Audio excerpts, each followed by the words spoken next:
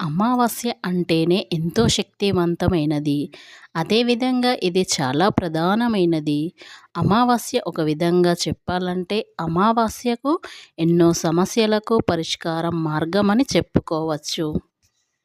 అమావాస్య రోజు ఏ దానాలు చేస్తే మన ఇంట్లో ఉన్న ఆర్థిక సమస్యలు, వైవాహిక సమస్యలు, ఎంత సంపాదించిన డబ్బు నిలవకపోవడం, ఇంట్లో గొడవలు, మనశ్శాంతి ఉండకపోవడం, నరదృష్టి ఇలా అన్ని సమస్యలు తీరడానికి ఇలాంటి విధి విధానాలు పాటిస్తే అమావాస్య రోజు అన్నీ తొలగిపోతాయి. మీకు ఏ పని జరగడం లేదు, ఏ పని చేసినా అనుకూలంగా లేదు, మన చుట్టూ ఎన్నో కష్టాలు, ఎన్నో బాధలు, ఇలా చాలామంది ఇవెన్నో సమస్యలతో బాధపడుతూ ఉంటారు.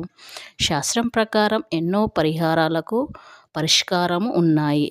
మనకు ఆర్థిక సమస్యలు ఉన్నట్లయితే లక్ష్మీదేవి అనుగ్రహం లేకుండా శనీశ్వరుడి ఆగ్రహానికి గురయ్యి అష్ట కష్టాలను ఎదుర్కొంటూ లక్ష్మీ అనుగ్రహం తగ్గిపోయి ఇలా ఆర్థిక పరంగా ఎన్నో ఇబ్బందులు ఎదుర్కోవాల్సి వస్తుంది. అయితే ఇలాంటి వాటికి పరిష్కారం ఏమిటంటే అమావాస్య రోజు ఇలాంటి పరిహారాలు అంటే దానాలు చేసినట్లయితే ఇలాంటి సమస్యలన్నీ తొలగించుకోవచ్చని శాస్త్ర నిపుణులు చెబుతున్నారు. కాబట్టి అవి ఏంటో తెలుసుకోబోయే ముందు నా చిన్న రిక్వెస్ట్ అండి, మన ఛానల్ అయితే ఎవరైతే కొత్తగా చూస్తున్నారో ఖచ్చితంగా లైక్ చేసి సబ్స్క్రైబ్ చేసుకోవడం మాత్రం మర్చిపోకండి. మన సనాతన ధర్మంలో మౌని అమావాస్యకు చాలా ప్రాధాన్యత ఉంటుంది. మాఘమాసంలో వచ్చే అమావాస్యను మౌని అమావాస్య అంటారు. ప్రతి నెలలో వచ్చే అమావాస్యతో పోలిస్తే మౌని అమావాస్యకు చాలా ప్రత్యేకమైన స్థానం ఉంటుంది. మౌని అమావాస్య రోజు నది స్నానం చేసి దానాలు చేయడం విశేషమైన ఫలితాలను ఇస్తుంది. అసలు మౌని అమావాస్య రోజు ఎలాంటి దాన ధర్మాలు చేయాలి, దాని ఫలితం ఎలా ఉంటుందో ఇప్పుడు చూద్దాం.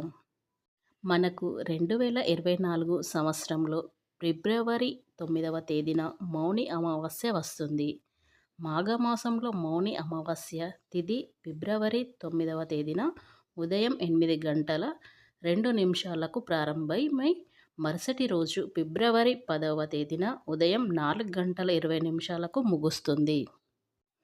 సనాతన ధర్మం ప్రకారం అమావాస్య రోజున ఉపవాసం చేయడం ద్వారా పూర్వీకులు మోక్షాన్ని పొందుతారు. ఎవరికైతే అమావాస్య రోజున పాటించవలసిన నియమాలు పాటిస్తారో వారి జీవితంలో శుభ ఫలితాలు వస్తాయి. మౌని అమావాస్య సందర్భంగా పేదలకు అన్నదానం చేయడం ఉత్తమమైనదిగా పరిగణిస్తారు.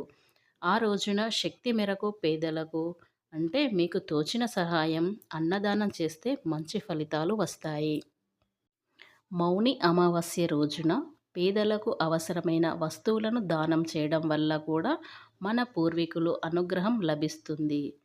పాలు, పంచదార, ధాన్యాలు, వస్త్రాలు అమావాస్య రోజు దానం చేయటం వల్ల మంచి ఫలితాన్ని అయితే మనం పొందుతాము. అమావాస్య రోజున ఉసిరికాయలను కూడా దానం చేస్తారు.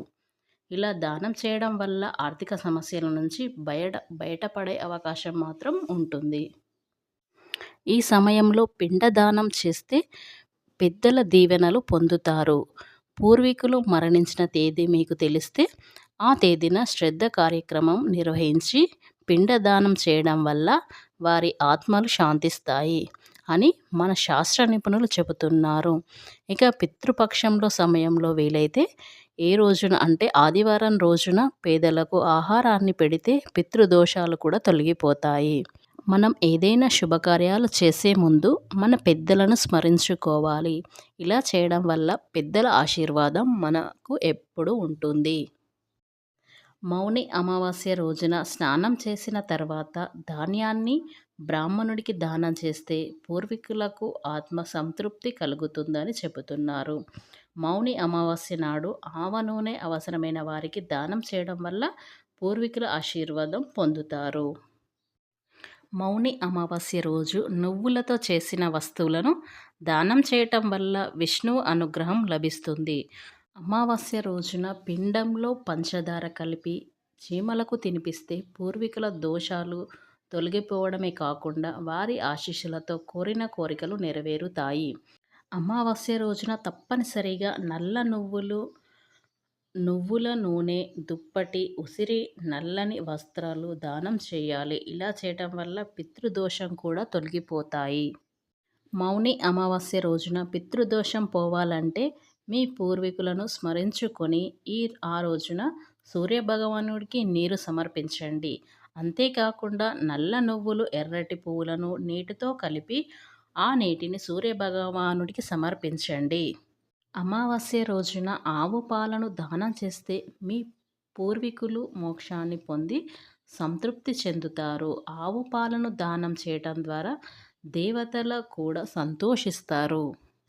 ఈ మౌని అమావాస్యను మౌనంగా ఉండే అమావాస్య అని కూడా పిలుస్తారు. ఆ రోజు సాధవులు మౌనంగా ఉంటారు. దీని జ్ఞానాన్ని నిద్రలేపే చర్యగా భావించి అని కోసం మాటలు అవసరం లేదని భావిస్తూ ఉంటారు. ఏం చెప్పవలసిన అవసరం కానీ చెప్పగలిగేందుకు కూడా ఏమీ ఉండదని నమ్ముతూ ఉంటారు. గంగా నది నీరు మౌని అమావాస్య నాడు అమృతంగా మారుతుందని చెబుతుంటారు. దీనివల్ల ఆ రోజు స్నానం చేయటానికి గంగా నది ముఖ్యమైన నదిగా మారుతుంది.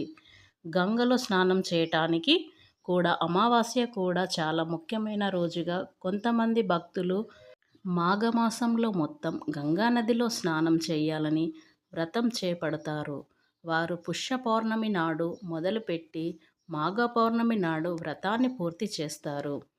ఎవరికైతే అనారోగ్య సమస్యలు లేవు, ఎవరికైతే ఆరోగ్య సహకరిస్తుందో వారు ఉపవాసం ఉండవచ్చు. అలాగే మౌనవ్రతం కూడా చేస్తూ ఉంటారు. ఒక్క మాట మాట్లాడకుండా జాగ్రత్త పడతారు.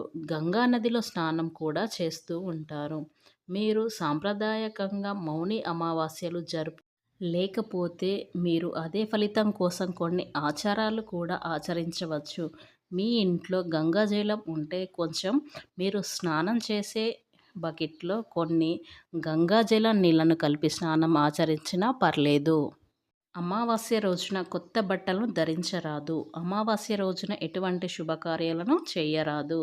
ఈ పవిత్రమైన రోజు మధ్యాహ్నం పూట నిద్రపోకూడదు. అమావాస్య రోజున షేవింగ్, కటింగ్ లాంటివి కూడా చేసుకోకూడదు. కాబట్టి అమావాస్య రోజున ఏవైనా పనులు జరుగున్నట్లయితే ఇంటి పనులు వాటిని ఆపడం వంటి చేయవద్దు. ఎవరైతే ఫిబ్రవరి 9న ఇలాంటి అమావాస్య రోజు ఇలాంటి పరిహారాలు చేసినట్లయితే వారికి ఉన్న దోషాలన్నీ తొలగిపోయి అష్ట ఐశ్వర్యాలు లభిస్తాయి. కాబట్టి అమావాస్య రోజున ఈ విధి విధానాలను ఖచ్చితంగా పాటించాలి.